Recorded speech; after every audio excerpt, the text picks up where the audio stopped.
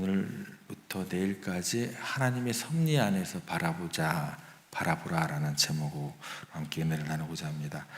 우리가 지금 예수님께서 이제 바리새인들과 이혼이라는 얘기, 또 결혼이라는 얘기를 가지고 함께 이야기 나누는 장면을 통해서 두 가지 큰 주제를 살펴봤습니다. 전체적인 내용은 이제 부부관계, 사람들하고 관계를 어떻게 바라봐야 되느냐 이 내용이 되겠지만, 첫 번째 살펴봤던 그 주제가 뭐였냐면 창조의 질서 속에서 바라보라 라는 그 내용으로 살펴봤고, 두 번째는 둘 사이의 관계에서 얼마나 의미가 있는지 서로 바라보는지 주님의 가르침에 대해서 은혜를 나눴습니다. 오늘은 세 번째 큰 주제 가운데 하나님의 섭리 안에서 바라보라 라는 제목으로 이제 오늘하고 내일 두 번에 걸쳐서 8절 말씀을 좀 중심으로 이제 살펴보겠습니다. 예수님 당시에 팔레스타인 사회에서도 어느 사회나 마찬가지겠지만 이혼에 대한 문제가 있었겠죠. 근데 그 당시에 굉장히 이혼에 대한 문제가 큰 사회적인 어떤 그 논쟁거리의 대상이었습니다.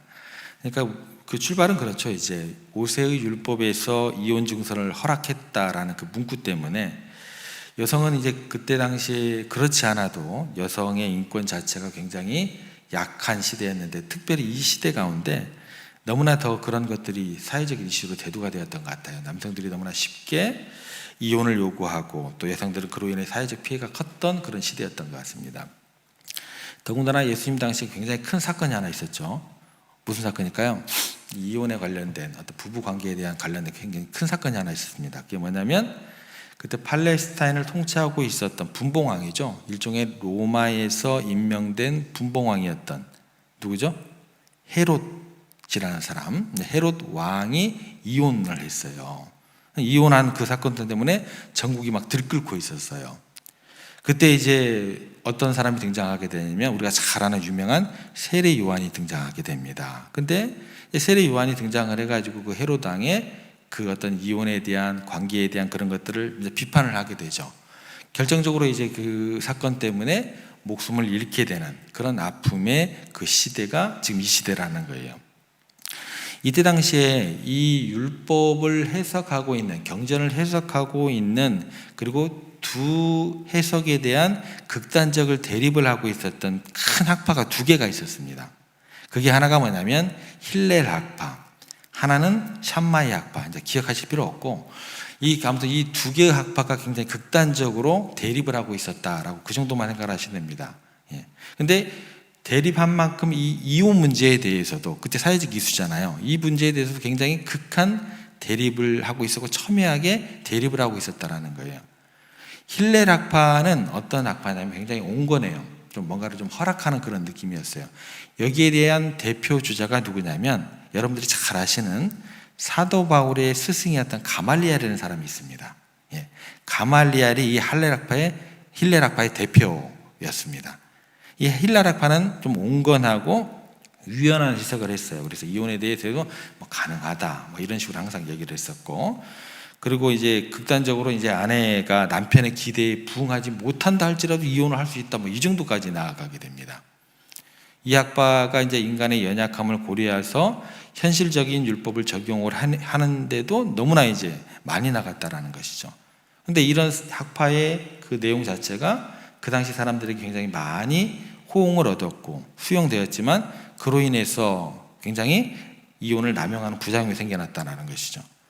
반대로 이제 샴마이 학파 같은 경우는 힐렐 학파의 정반대의 입장을 취했습니다. 이혼에 대해서 굉장히 엄격하게 해석을 하면서 허용해서는 안 된다라고 주장을 했습니다. 그러니까 샴마이 학파 결혼은 하나님께서 주신 신성한 제도이기 때문에 인간의 그 마음으로 인해서 쉽게 깨어지면 안 된다라고, 신성함을 지켜야 한다, 절대로 금지한다라는 이런 내용으로 첨예하게 대립을 하고 있었어요. 그러니까요, 지금 이 사회적으로 큰 문제가 되고 있고 갈등 가운데 있는 문제를 들고서 바리새인들이 예수님께 온 거예요. 이 문제를 질문을 던지면 그들 당시에 그 학파들도 해결이 안 되는 문제가 예수님이 어느 하나를 선택한다고 이게 해결이 될까요? 그걸 인정을 할까요? 절대 인정하는 법이 없습니다. 이 자체가, 시작 자체가요. 그래서 어떤 목적이 있는 거냐면 예수님께서 어느 학파의 하나를 선택하실 거 아닌가요? 질문을 던지면은. 그러면 어느 쪽 입장을 취하느냐에 따라서 한쪽을 반대하는 자다라고 이제 몰아넣으려고 하는 거예요. 이 이제 배경이 좀 이해가 되시죠? 그런데 예수님께서 이 문제를 접근하실 때 단순히 법적인 문제로 보지 않으셨습니다. 선택의 문제로 보지 않으셨어요. 오히려 결혼 생활에 본질적인 의미를 드러내십니다.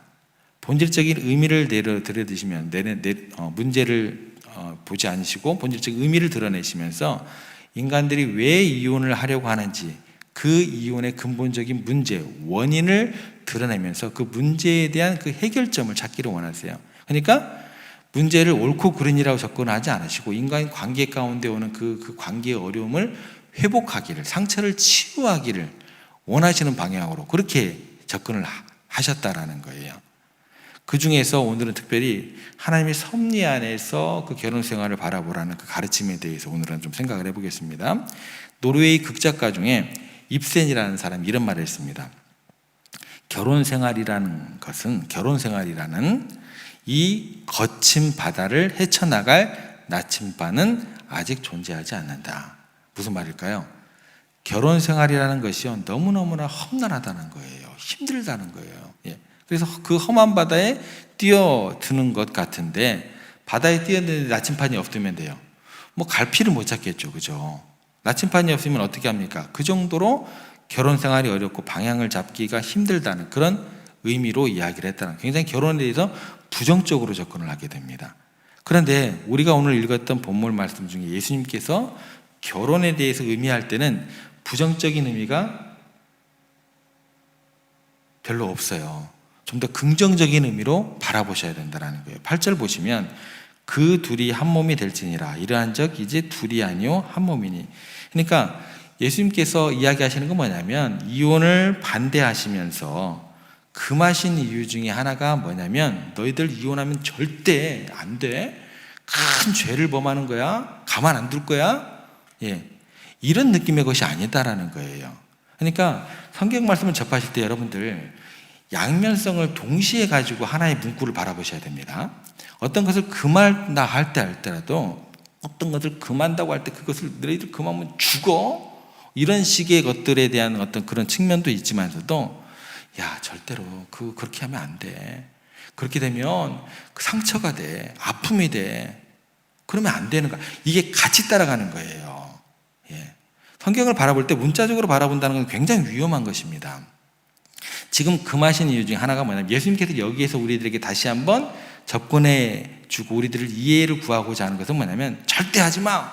죄야. 이런 느낌의 것보다도 야, 힘든 세상, 힘들더라도 혼자가 아닌 둘이 함께하면 풍랑이 어떤 거친 풍랑이 있다 할지라도 그 풍랑에 맞서서 좀 걸어갈 만하지 않겠느냐.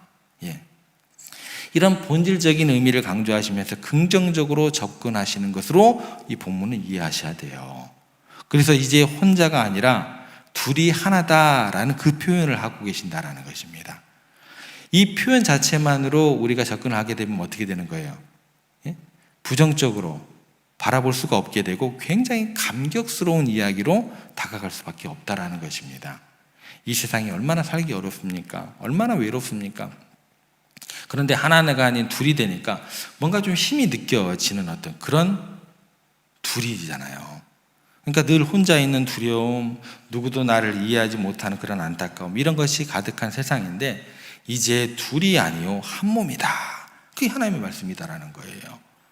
분명히 두 사람이지만 저 사람이 내 몸처럼 느껴지고 저 사람이 내 몸의 어떤 그런 일부분처럼 느껴지게 되고 두개 동일한 아픔과 동일한 그런 어떤 기쁨을 누릴 수 있고 내 한 사람의 문제가 아니라 내 한 사람의 문제가 둘로 나누어진다고 있다는 것, 이거는 굉장히 행복하고 감격스러운 일이 된다라는 것입니다.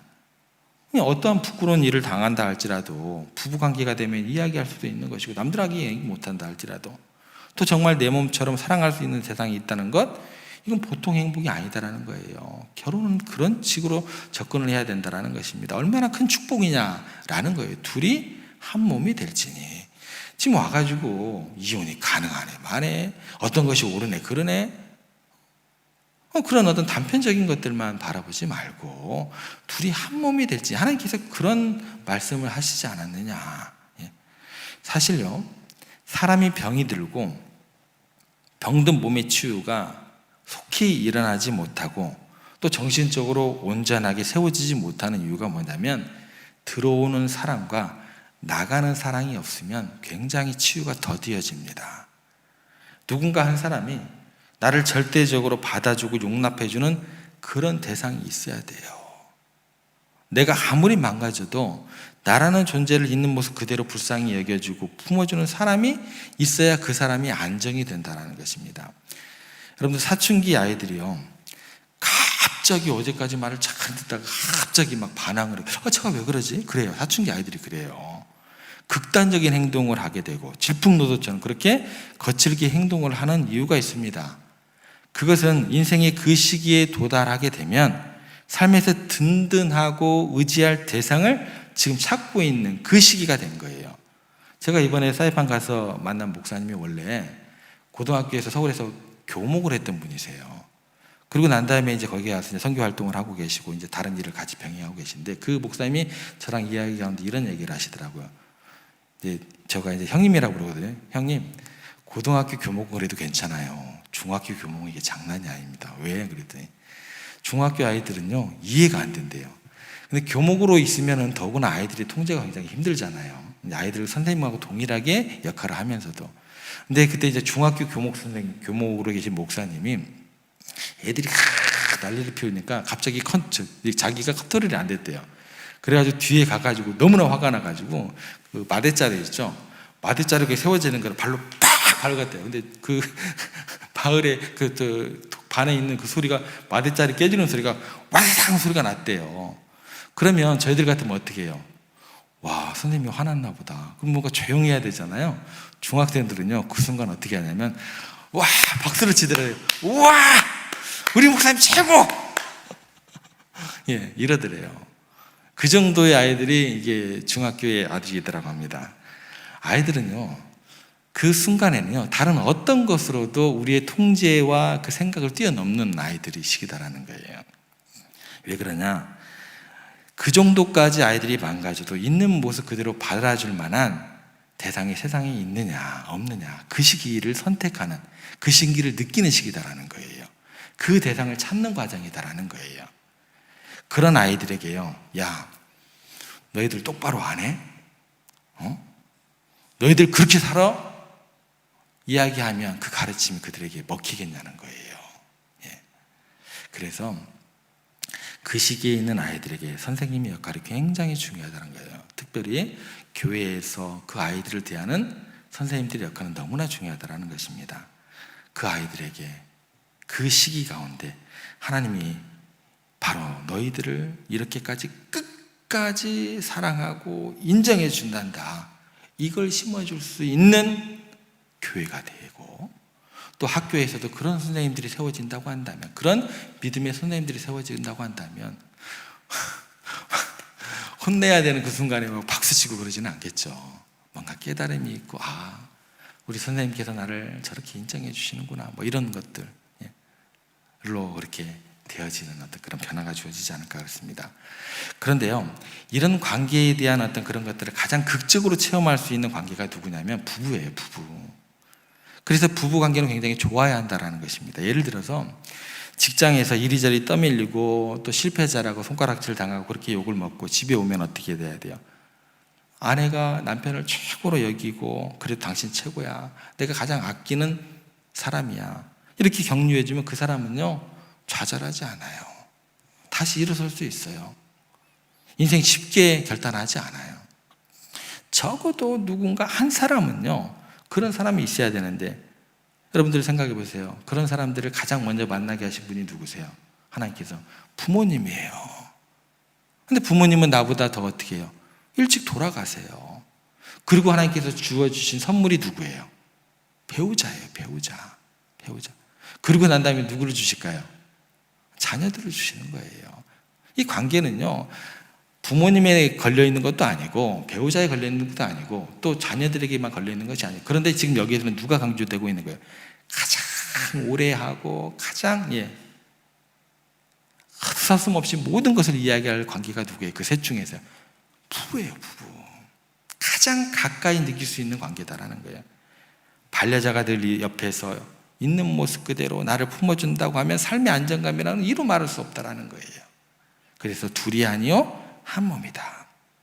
그래서 한 몸과 같은 또 다른 사람을 갖겠다는 게 굉장한 축복이 된다라는 거예요. 이렇게 위로해주고 안정감에 줄 만한 대상을 주님께서 주셨다라는 게 하나님의 섭리 가운데 있다라는 거예요. 섭리의 관점으로 바라봐야 된다라는 거예요. 그런데 이런 하나님의 섭리가 제대로 작동하지 않으면 어떻게 돼요? 하나님의 섭리대로 사람의 역할들이 진행이 돼야 돼요. 그런데 이게 섭리가 제대로 발동이 안 되면 상대편이 나를 받아들이지 않고 용납하지 않는다고 느끼는 순간부터 어떻게 돼요? 굉장히 마음과 몸이 큰 고통을 느끼게 되는 것입니다. 왜냐하면 자기를 있는 모습 그대로 인정해줘야 할 대상이 잘잘못에 대해서 체크를 하고 따지고 계산을 하고 그렇게 시작하면 사람은요 제정신으로 살아갈 수가 없게 됩니다. 망가지게 되어 있습니다. 그러면 어떻게 돼요? 이혼을 하는 게 맞아요? 안 하는 게 맞아요?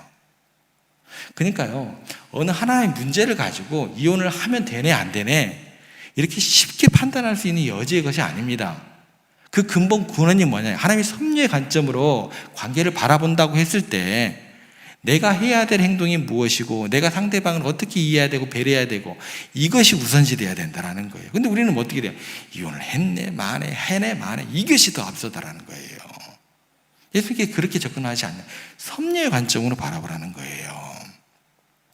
둘이 한 몸이 되었다는 것은 내 몸처럼 그냥 귀하게 있는 모습 그대로 인정해주고 받아주는 대상으로 우리 배우자를 하나님께서 뭘로 주셨다? 선물로 주셨다. 이것을 회복해야 된다는 것입니다. 놀라운 하나님의 축복의 섭리가 그 관계 가운데 있다라는 것입니다. 왜요? 전혀 나와 다른 존재인데 다른 곳에서 태어났는데 그리고 다른 가치관으로 살았는데 늘 자기 몸처럼 귀하게 여겨주는 또 다른 내가 아닌 다른 사람이 있다는 것 얼마나 든든하고 얼마나 행복한 그런 관계를 하나님께서 섭리 가운데 우리에게 선물로 주셨냐는 거예요. 그런다고 했을 때 어떠한 역경도 어떠한 절망도 이 한 사람만 있으면 극복해 나갈 수 있다라는 그런 위로가 우리 가운데 주어질 수 있다라는 것입니다. 하나님께서 이 결혼제도를 만들어 놓은 것 하나님의 창조 질서 속에서 우리들에게 주신 신성한 연합이다. 자녀들에게 그렇게 가르치시기 바랍니다. 그리고 우리가 그렇게 그 관계 가운데서 거해야 된다는 것입니다. 그 가운데서 하나님의 섭리를 발견하시고 그 안에서 서로를 하나님의 선물로 여기는 관계, 선물로 여기라라고 그렇게 우리 자녀들에게 그렇게 권면하시고 그렇게 살아가기를 기도해 주시기 바랍니다. 그래서 그 결혼 소견 속에서 그분의 말씀을 우리의 나침반으로 삼으시고, 나침반이 없다고 그러잖아요. 나침반으로 삼으시고 하나님의 인도하심을 따르면서 더욱더 그 관계 가운데, 그 관계가요 부모님과의 관계, 부부과의 관계, 또 자녀의 관계, 더욱더 그 관계를 더욱더 풍성히 은혜 가운데 거하게 하시면서 더욱더 오늘도 그 주님의 은혜 안에서 더욱더 거룩한 삶, 또 거룩한 가정, 그런 삶을 오늘 또 누리게 되시기를 주님의 이름으로 부탁을 드립니다.